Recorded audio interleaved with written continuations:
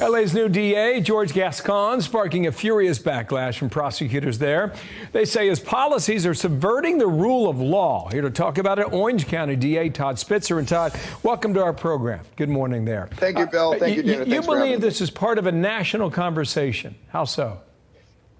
Yeah, I mean, we have litigation right now in Los Angeles between George Gascon and he has 1,000 prosecutors, the largest prosecutorial office in the nation.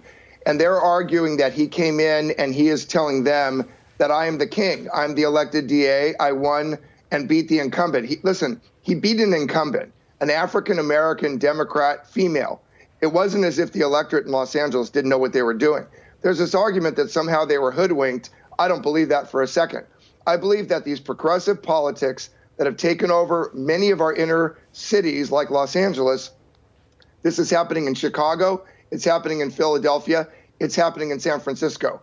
Our inner cities are at risk. But if we don't start having a conversation as conservatives about the future of law enforcement and the key issues, mass incarceration and rehabilitation, we are going to continue to have this friction in America today. You mentioned Philadelphia, and on the 5 last week, Jesse Waters, who hails from there, he said that that district attorney is causing all sorts of problems, wreaking havoc, and there are real-life consequences for the people that live in these cities. Tell me a little bit more about that. Who are the real victims in all of this?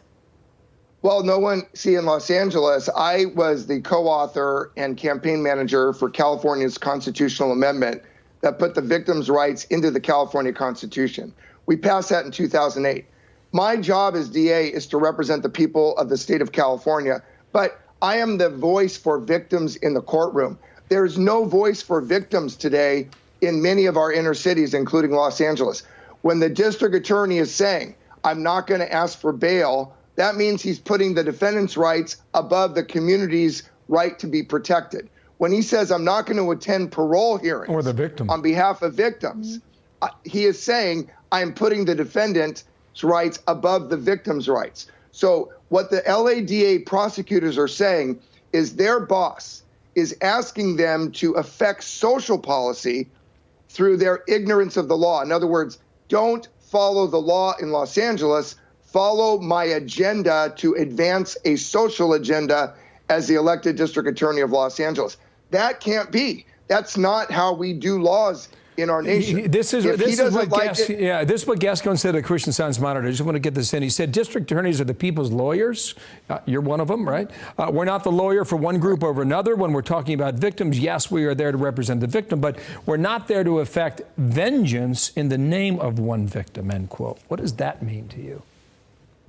What Mr. Gascon is saying, and look, he's an elected. I'm an elected for the immediate county to the south, Orange County. I have 3.3 million people, the 6th largest prosecutorial agency in the nation. So I run a big operation too. And what my point is that he is saying that the way we have done social justice and justice has not been effective. And I am listening to what he is saying. I do agree we've engaged in mass incarceration. I do believe we need to invest in rehabilitation, but we don't do it at the expense of blanket directives. He's told his prosecutors, in every case, you must handle it this way. That's not how we prosecute cases. We do it on an individual basis. That's right. Really interesting points you make. Todd Spitzer, come on back, okay? We'll watch this story. And all right, anytime. Thank you so much. Thank you.